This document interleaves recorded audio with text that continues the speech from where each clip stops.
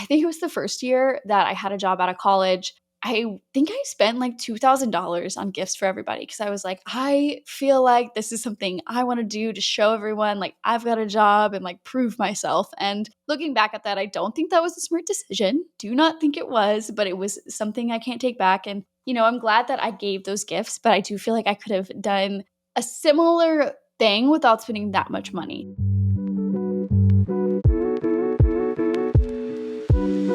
Hi, guys, and welcome back to the Mind Body Planet podcast. This week is an episode all about gift giving, kind of the ultimate gift guide. We're going to talk a little bit about overconsumption and just how we can be mindful when gifting people gifts in our life. Obviously, it's the holiday season right now, so gifts are inevitable. And I don't know about you guys, but for me, I love gifting gifts. And I personally feel like it's become a challenge as I get older to make sure what I'm like gifting to the people in my life are actually things that they're going to use versus things that are maybe a little bit more gimmicky or, like white elephant gifts, for example, or like a candle, because not everyone has the same taste of like the way that scents smell. And I don't know, I just have some thoughts on it, and why not talk about it? But before we dive into it, let's go over this week's fave. My favorite this week is my new Owala bottle. I have it. It's, can you hear it?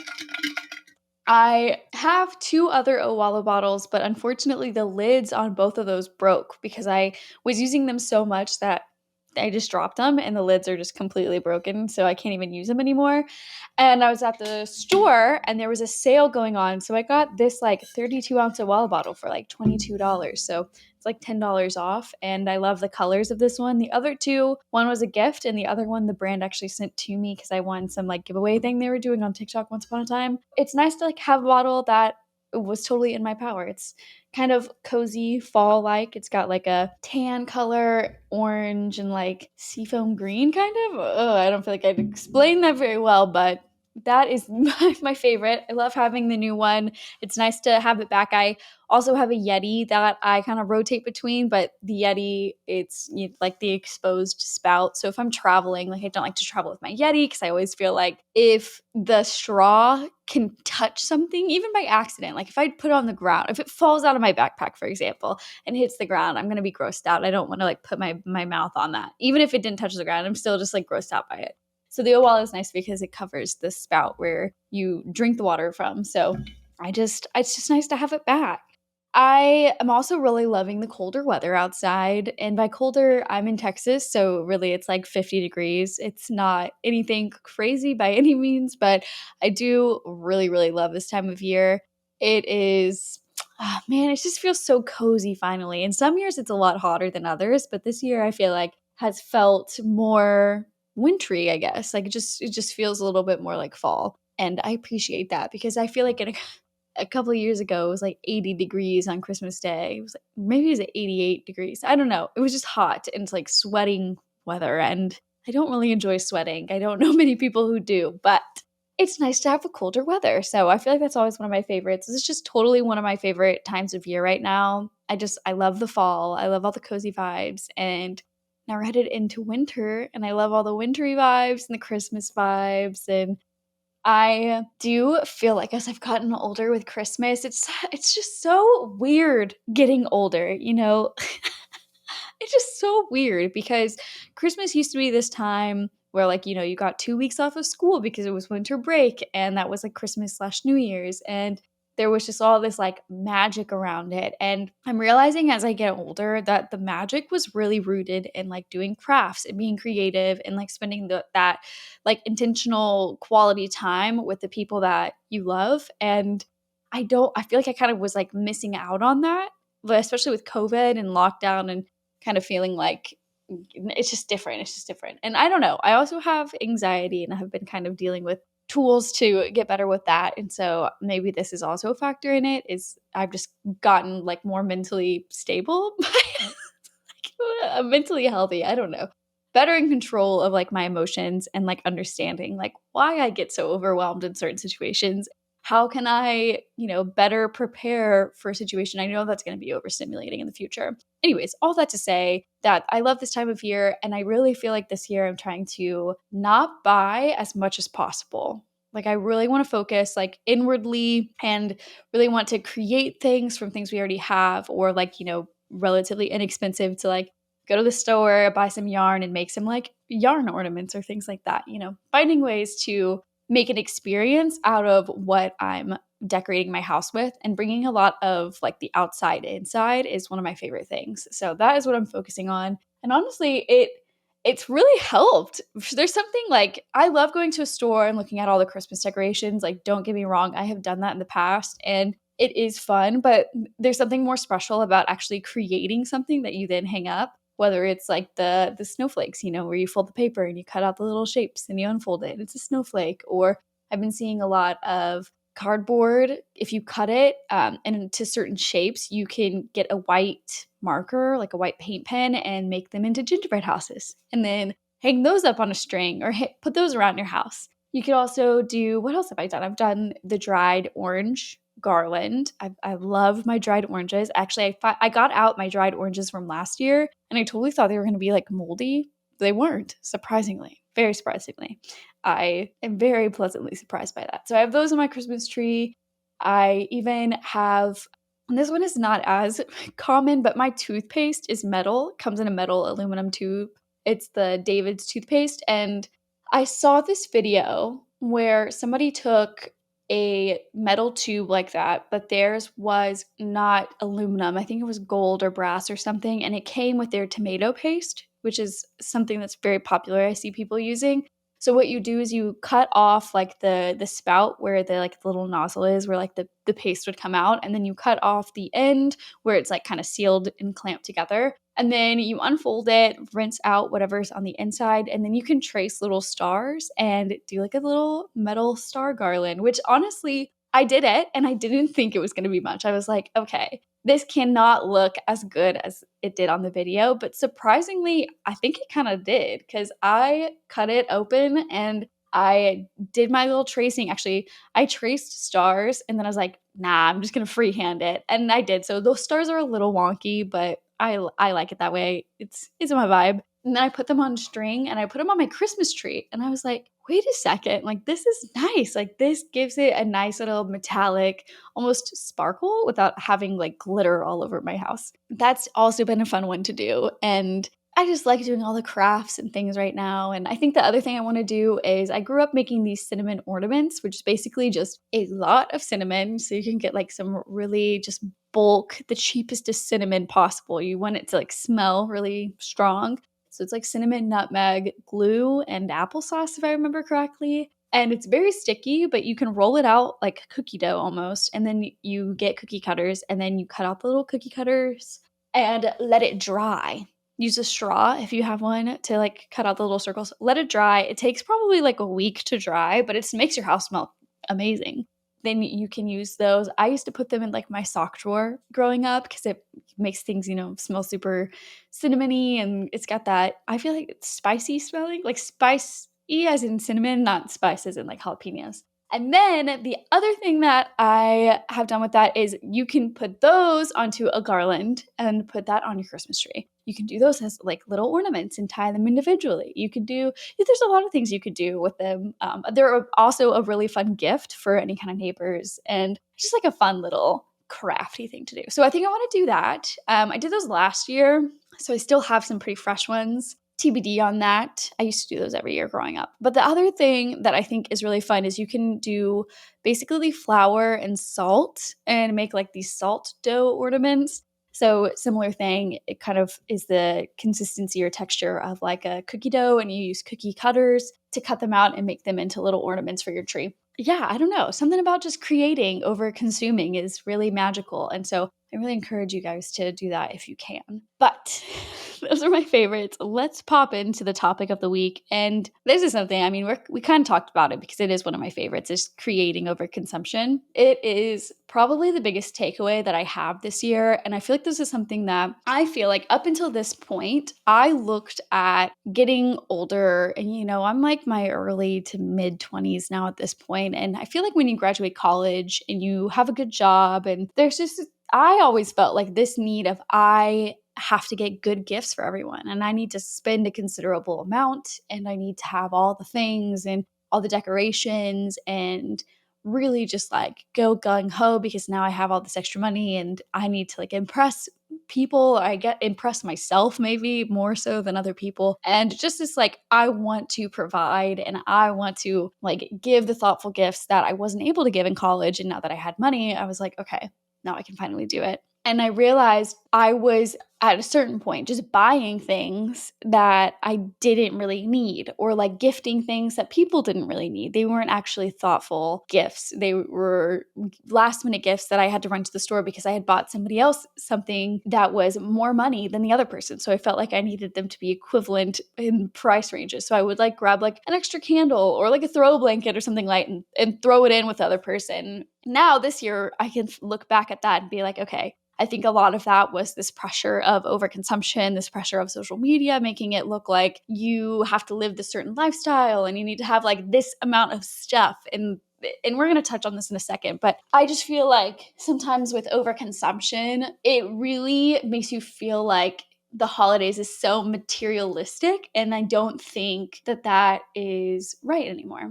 I just want to remind you guys that it is okay to not buy all the things. Like right now, Black Friday deals and like Cyber Monday stuff just ended. And it was even hard. I mean, I did buy some stuff. I'm not going to lie to you guys. I did buy some stuff that I'd been needing. And especially with wedding planning, I was like, okay, if I buy them now, I can get like a good like price, like discount on some of the stuff that I want to gift to some of my bridesmaids. So I did buy some things. However, there were so many other things that I was like, I didn't know I needed this, but now I'm getting this email into my inbox and I'm like, oh, well, maybe I do need these socks. Maybe I do need these sweaters. Maybe I do need these blah, blah, blah, blah, blah, blah, blahs, you know, these other things. And I do feel like sometimes the materialistic culture really can put a damper on what the actual holiday season is about. Just being around with the people that you love and being with, I guess, like quality time and creating over consuming. I'm going to keep saying that because I feel like it is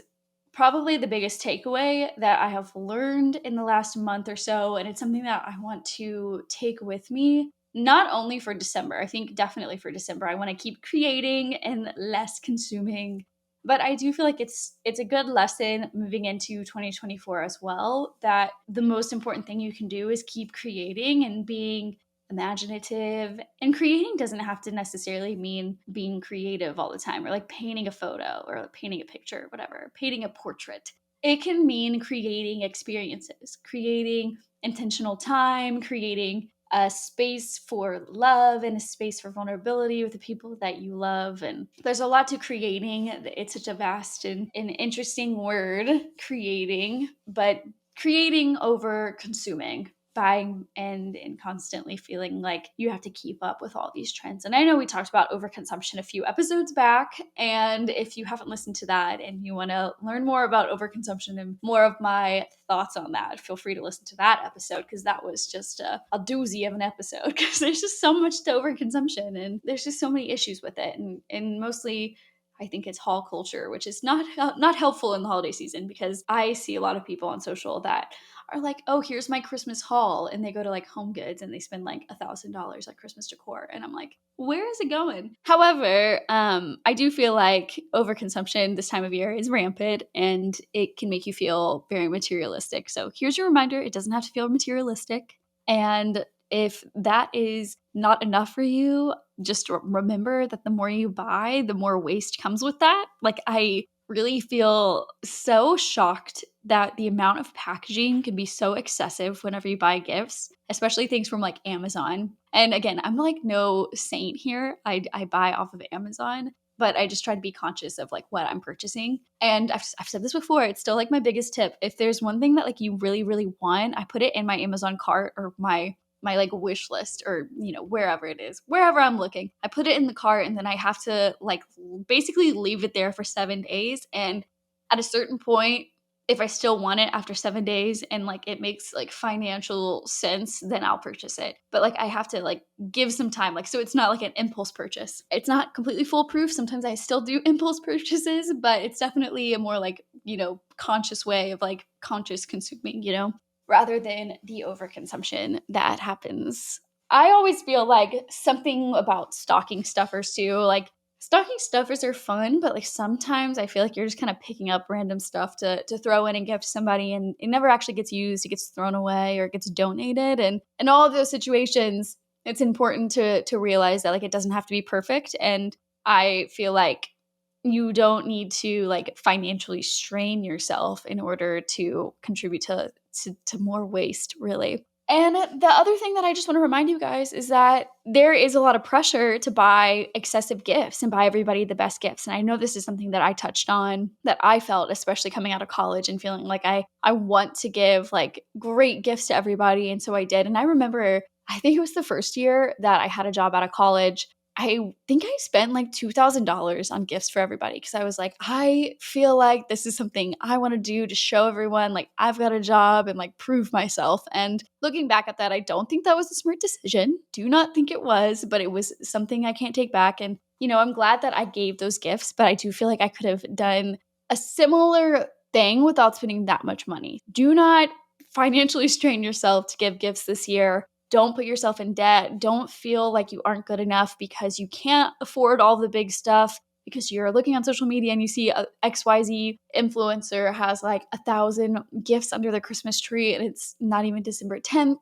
Just, I feel like there's a lot of that comparison. So don't fall into that trap if you can. Remind yourself that it's okay to spend the holidays in a way that's best for you.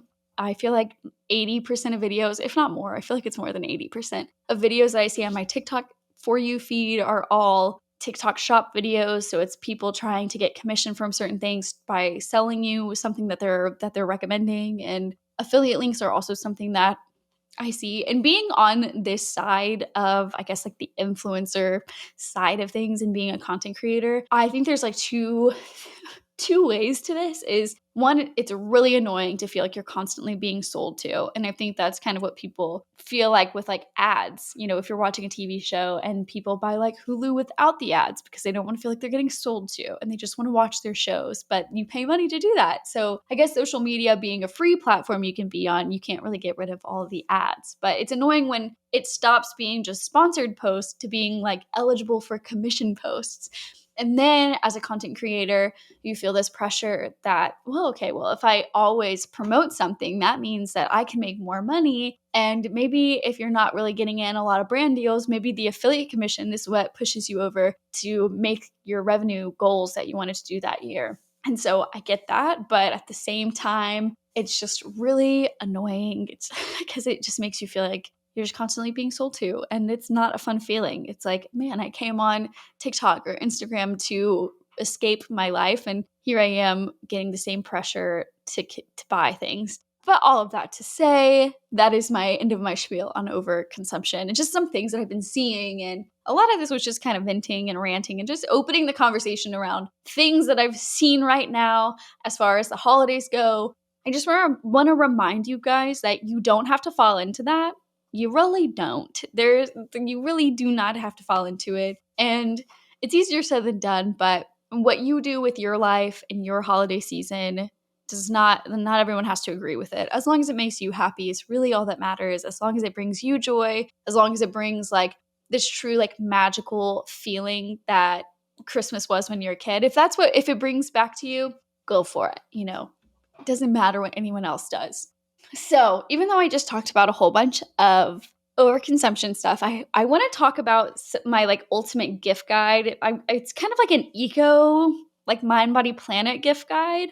These are just some of my recommendations for anybody that is looking to gift gifts to people and they want something that's going to be like intentional. They want something that is going to be like truly like, I don't know, feel like a genuine gift to someone that they love. So I've got a few different things. So as far as like eco-friendly type gifts go, I've got a few brands. I'm going to save them for the end because I want to give you guys more of like the experience type gifts that don't actually include any kind of packaging. No packaging is needed for experience gifts, which is really fun.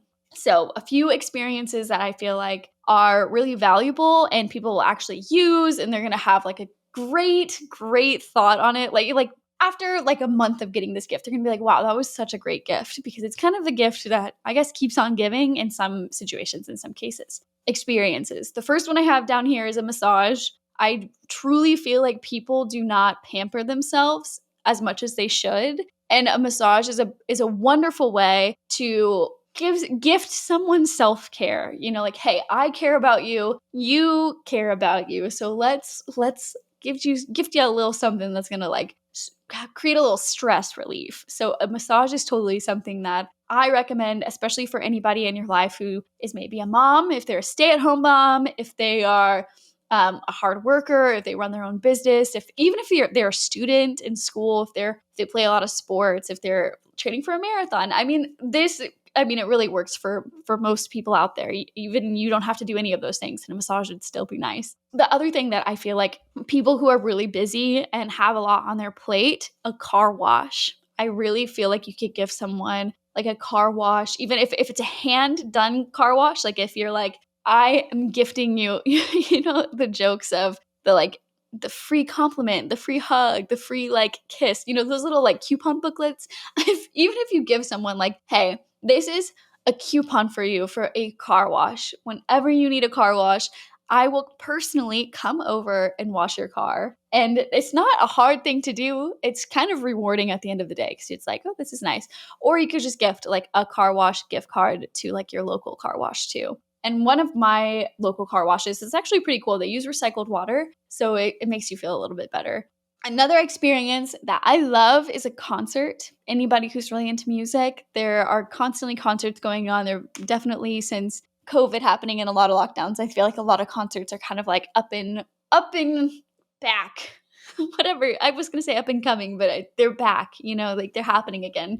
So I feel like concerts are a perfect gift for anybody that loves music, has a certain artist. Maybe the artist is coming to town. Even if it's not happening during the month of December, you can gift them tickets for several months in advance. And it's like the gift that keeps giving. Two more as far as experiences go. I love a membership, like a Costco membership, for example, I think it's like $60 for a year. And you gift that to someone and wing, bang, boom. They have a membership to Costco. I feel like that's such a fun gift for someone. And especially somebody who, if you are a member at Costco, that's your membership you don't have to worry about for the next year.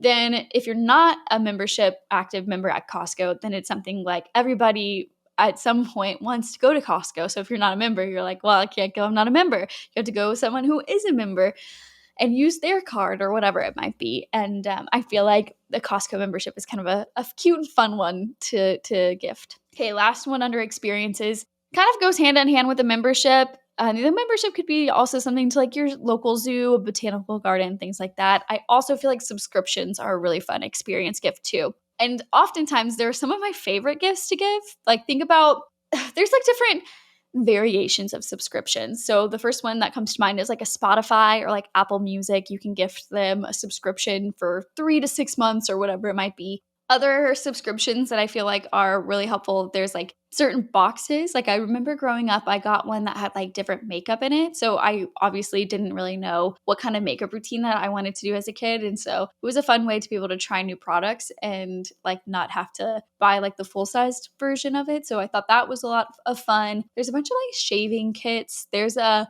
maple syrup subscription box. So every month you get like a different type of maple syrup from around the world. So I think that's a really cool subscription box as well. There's a bunch that are out there. And I think if you get a great subscription box to someone who's like really into certain things, then I think that that's a great gift as well. Again, it's a gift that keeps on giving because whether it's a monthly or a quarterly one, for however long you choose to keep that subscription, it's definitely something that keeps on giving back. And I feel like those are some of the gifts that I look back on and I'm like, wow, that was a really great gift. I'm so glad I got that.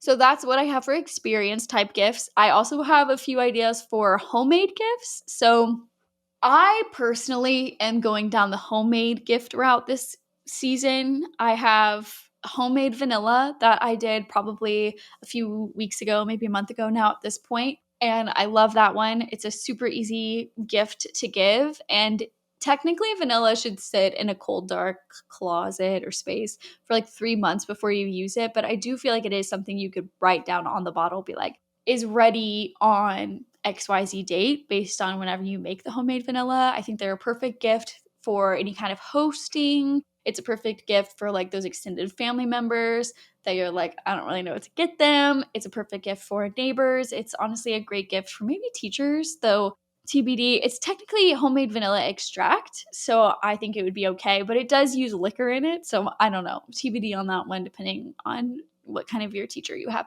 I also feel like if you are trying to think about, like, the kids in your life and you're like, "Okay, what do I gift these kids?"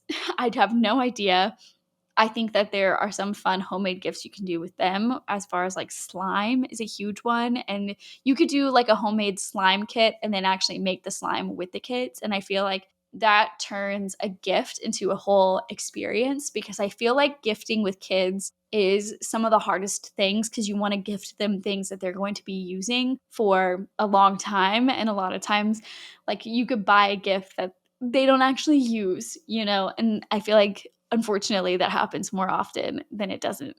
So, I think a fun homemade gift for kids is, like the slime, for example, is a really fun one to do. Another option as far as gifts go for this year, I would say don't be afraid to regift. I think it should be more accepted to regift gifts that you're not using. Gifts that you got at some point that have been just collecting dust, whether it's a unused candle or an unused throw blanket. I feel like I'm kind of saying candle and throw blanket. I feel like those are like so easy, like gifts that people just give without really thinking. But if you're not using one and it's something that you're like, I don't really know what to do with, I feel like there's no shame in regifting something if it's not something you're going to use, whether that's bottle of alcohol, wine. I'm not sure why I've turned to liquor now at this point. But it doesn't matter what it is. If you're not using it, I feel like there's no shame in regifting it to someone who might actually use it. The other thing that I feel like is definitely becoming more accepted is thrifting your gifts and creating a curated basket. It's a fun way to kind of tap into your creativity. And you're preventing things from going to a landfill because there's like a crazy statistic out there. I don't know it off the top of my head, but it's like a crazy number of things that get donated actually get sent to a landfill because they don't actually get purchased. And at a certain point, it's like so much stuff has been donated, they have to get rid of the old stuff. So where does it go? It gets thrown away. So I feel like if you go to a thrift store, you're preventing things from going to a landfill at a certain point. And a lot of times there's beautiful glassware that people donate that they don't need. I think that there's a lot of amazing books, coffee table books. There's candles, like candlesticks that you can like paint and decorate and do like a fun little craft that way. Ooh, that's a good homemade gift. Should have added it to that list. But there's also like furniture and some other like really cool things, baskets and things that you can get at a thrift store. So I think a thrifted gift is so much fun. And even if you do like, let's say you do like 2 teacups, you can go to the store and get a box of tea and then lay it down like into like a little box or a basket into a gift that looks really aesthetically pleasing too. So I think that's a fun way to do it as well. So those are definitely some of my tips for anybody who needed some tips for how they can shop without getting so overwhelmed with all of the options out there. Because my least favorite part of the holidays is when I know I want to buy a gift for XYZ person, for Sally Sue. And I'm like, I have no idea what to get Sally Sue. So then I just like look at gift guide after gift guide after gift guide after gift guide. And I'm like, oh, I just can't look at these gifts anymore. Because I feel like sometimes gift guides, they just like recycle the same stuff over and over again. So hopefully these were some recommendations for y'all that aren't what is already actively online.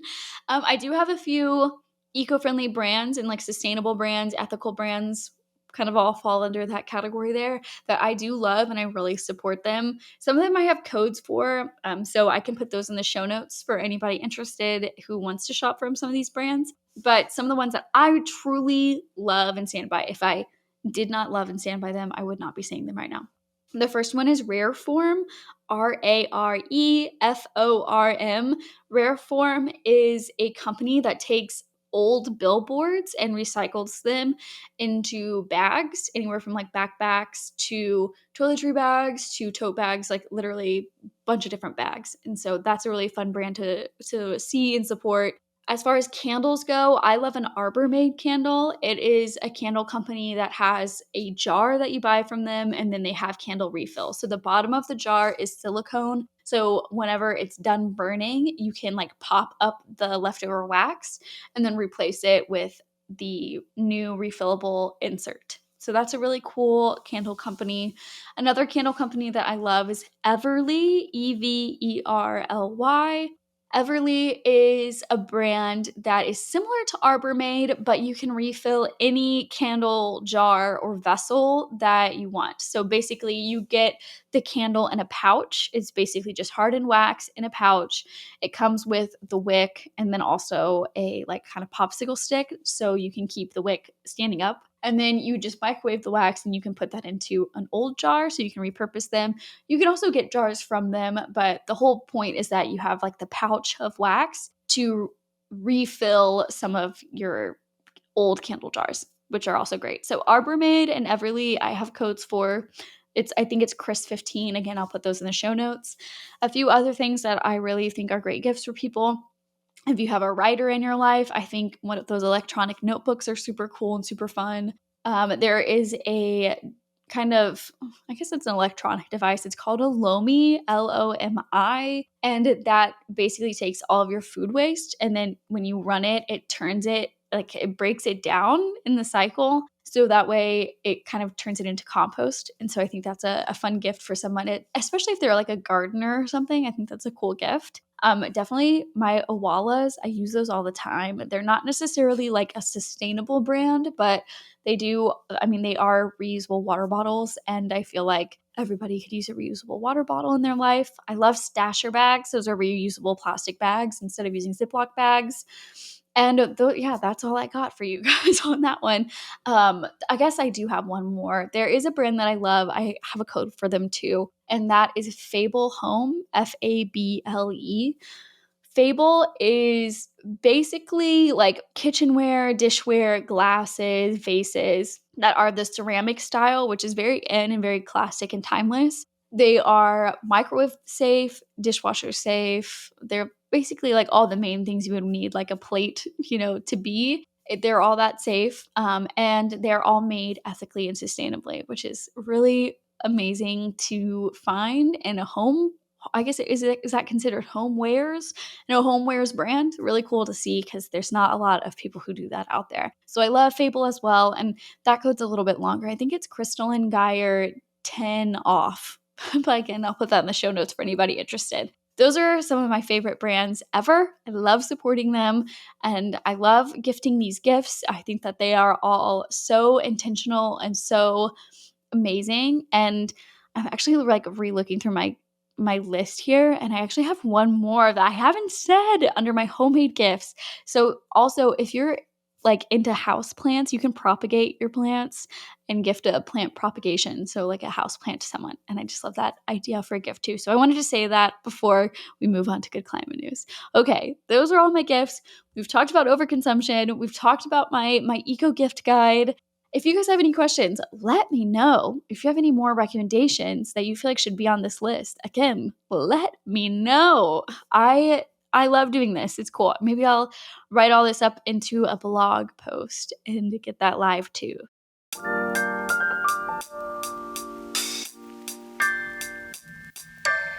Okay, we have made it to good climate news. Okay, so this is a fun article that I feel like I've been seeing a lot on TikTok and Instagram is to leave the leaves. Leave your leaves that fall off your tree. So the title of this one, it's Trust in Nature and Stop Raking Up Your Garden Leaves. It is basically an article talking about when the leaves fall off of your tree, it does more good to just leave them there and let them decompose than it does to rake them up.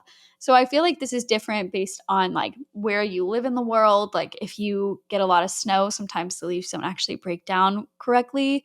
And for me personally, my backyard, we have a big oak tree back here. So when the leaves fall, it's not great for the dogs because there's all these like sticks and stuff in them. So we actually rake up the leaves, put them in paper bags, and then bring them to like the local place where they will compost them for us, basically, like with our green bin stuff. So that's what we do. But if you're in a place where you have a lot of property and you always feel the pressure that you need to like get the leaf blower out and like rake them up, or I don't know, like whatever it might be, there's a lot out there right now saying to leave the leaves because it gives great like a habitat for bugs and birds and butterflies and all this stuff. And also it's the way it's supposed to be. Trees leaves fall and they've done that for thousands of years. So there's probably no need to take it up. And I've also seen people who say that they leave it and their grass is still alive the next year. So if that's your concern, not. Anyways, but if you want to read more about it, it is an opinion article. I do feel like it's not, true, but maybe I'll link another one that is not opinion one as well down in the show notes for anybody interested in learning more. You can also Google it. So that is all we have for today's episode. Thank you guys so much for tuning in. Leave a review if you liked this episode or if you liked the podcast. Leave it. That's on. You can leave a review on pretty much everything. Yeah, whatever you're listening on, you can leave a review on. So I would love that. It helps the podcast get discovered by new people. You can also follow us on social media at Mind Body Planet Podcast on Instagram. You can also follow me at Crystal and Geyer on TikTok, Instagram, and YouTube. And I will see you guys next week. Thank you guys so much for being here. Bye.